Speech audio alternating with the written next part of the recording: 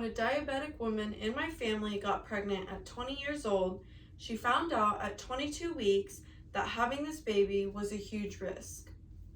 There were high chances that she would have a stillbirth and high chances of it taking both her life and the baby's life. Due to her diabetes, she had the choice of going through with her pregnancy or terminating it. Left with a heartbreaking decision, she chose to terminate her pregnancy for the safety of herself and for the safety of her emotional and mental health in carrying a baby to full term who might not make it. While she very much wanted the child, she knew it was the best option for both of them. This is only one of the many reasons that access to safe abortions are extremely essential.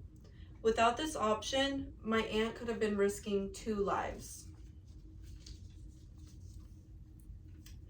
Women's rights are being taken away from them and ripped out from under their feet very quickly. Governor Stitt signed a bill on April 12th of 2022 banning abortions in Oklahoma.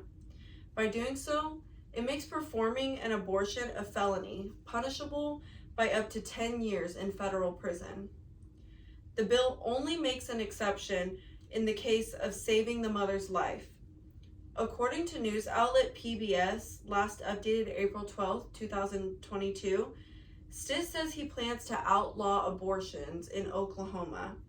He also says, "I promised Oklahomans that I would sign every pro-life bill that hits my desk, and that's what we're doing here today." Women all over Oklahoma and even all over the nation are being put at risk.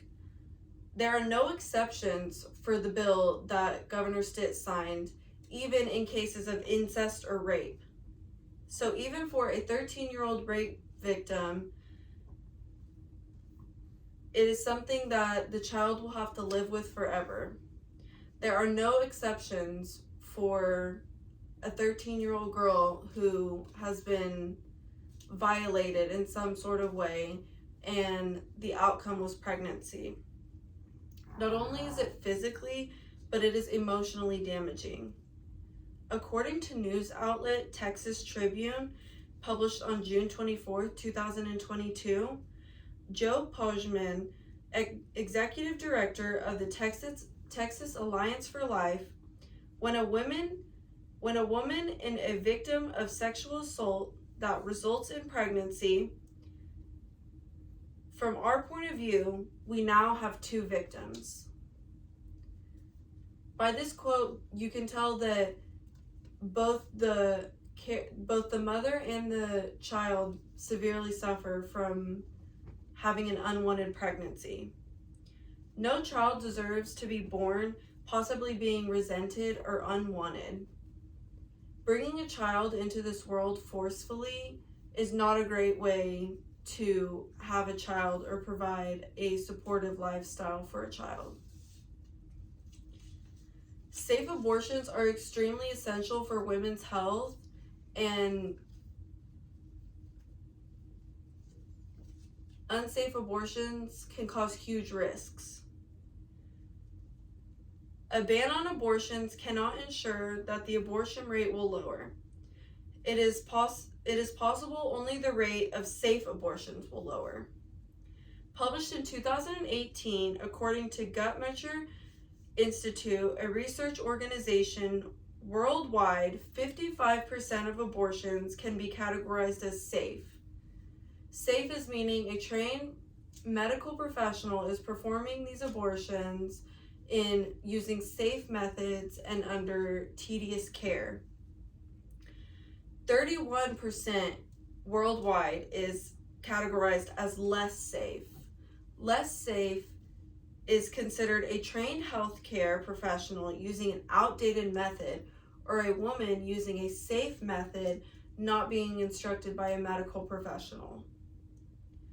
And at least 14% are categorized as least safe, which is meaning untrained people using dangerous methods, sharp objects, and or toxic substances. What we as a community can do to help women all over the country, including many of the women that you love. According to ACLU, a civil liberties union, published on May 12th, 2022, you can take the pledge, you can share your story, talk to friends and family, you can vote, and donate. Another effective way is to participate in your local protests, showing that you stand with women. In conclusion, Governor Stitt banning abortions is putting women's lives at risk. Abortions are essential health care, and no one should have that choice taken from them. There are so many ways to help, and this war on women must end.